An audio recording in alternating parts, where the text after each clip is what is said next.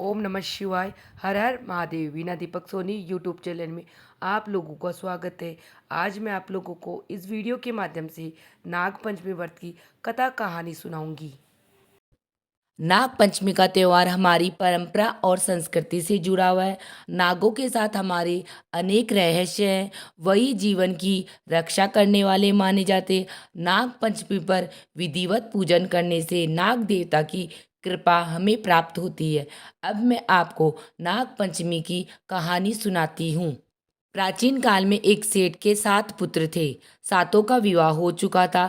सबसे छोटे पुत्र की पत्नी अच्छे श्रेष्ठ चरित्र की, विदुषी और सुशील थी, परंतु उसके कोई भाई नहीं था।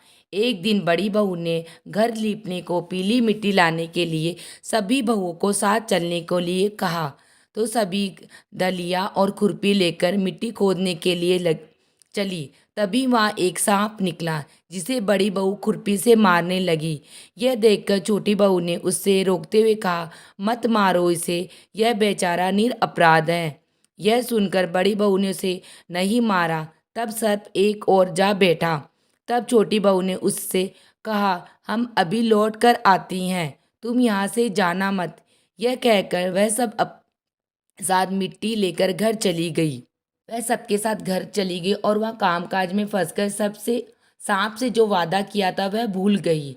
उसे दूसरे दिन वह बात याद आई, तो वह सबको साथ लेकर वहां पहुंची और सांप सर्प को उस स्थान पर बैठा देखकर बोली, सर्प भैया नमस्कार। सर्प ने कहा, तू भैया कह चुकी, इसलिए तुझे छोड़ देता हूँ, नहीं तो झूठी बात कहने के कारण तुझे अभी डस लेता। वह बोली, भैया मुझसे भूल हो गई, उसकी क्षमा मांगती हूँ।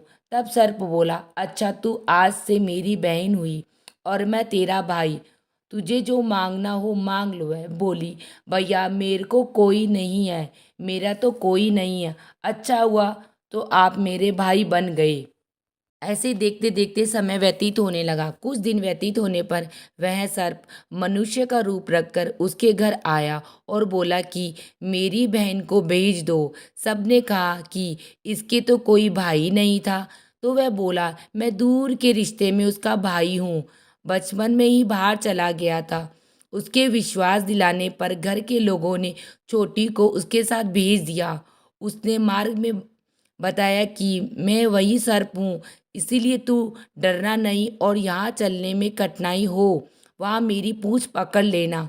उसने कहे अनुसार ही किया। इस प्रकार वह उसके घर में पहुंच गई। वहाँ के धन ऐश्वर्य को देखकर वह चकित हो गई।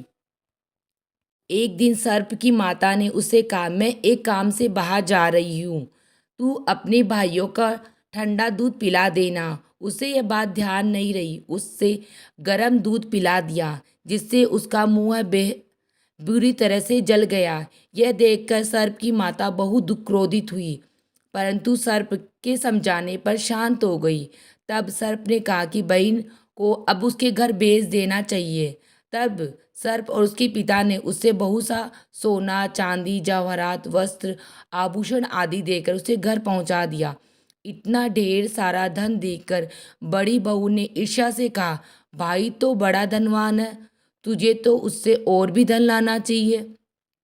सर्प ने यह वचन सुना तो वह सब वस्तुएं सोने की लाकर ले दे दी। यह देखकर बड़ी बहू ने कहा, इन्हें झाड़ने की झाड़ू भी सोने की होनी चाहिए। तब सर्प ने झाड़ू भी सोने की लाकर रख दी। सर्प ने छोटी बहू को हीरे और मोतियों से जड़ा हुआ एक अद्भुत हार दिया था। उसकी प्रशंसा उसे देश की रानी से भी सुनी और वह राजा से बोली कि सेठ की छोटी बहू का हार यहाँ आना चाहिए। राजा ने मंत्री को हुक्म दिया और उससे वह हार लेकर शीघ्र उपस्थित हो। मंत्री ने सेठ जी से जाकर कहा कि महारानी जी छोटी बहू का हार पहनेगी, वह उसे लेकर मुझे दे दो। सेठ जी ने डर के कारण छोटी बहू से हार मांगकर दे दिया। छोटी बहू को यह बात बहुत बुरी लगी। उसने बात अपने सर्प भाई को बता दिया और आने पर प्रार्थना की, भैया रानी ने हार छीन लिया, तुम कुछ ऐसा करो कि वह हार उसके गले में रहे तब तक कि सर्प बन जाए, और जब वह मुझे लौटा दे तब हीरो मणियों का हो जाए। सर्प ने ठीक वैसा ही किया। जैसे ही रानी ने हार पहना, वैसे ही वह सर्प बन गया। यह देखकर रानी चीख पड़ी और रोने लगी। यह देखकर राजा ने सेठ के पास जाकर खबर भेजी कि छोटी बहू को तुरंत भेजो। सेठ जी डर गए कि राजा ने जाने क्या करेगा। वे स्वयं छोटी बहू को साथ लेकर उपस्थित हो गया। राजा ने छोटी बहू से पूछा, तुमने क्या जादू किया है कि मैं तुझे दंड दूंगा? छोटी बहू बोली, राजन दृष्टा क्षमा कीजिए। ये हार ऐसा ही है कि मेरे गले में हीरो और मणियों का रहता है और दूसरों के गले में जाते ही ये सर्प बन जाता है।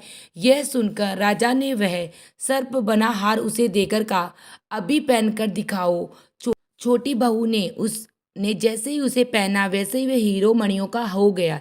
यह देखकर राजा को उसकी बात का विश्वास हो गया और उसने प्रसन्न होकर उसे बहुत सी मुद्राएं पुरस्कार में दी।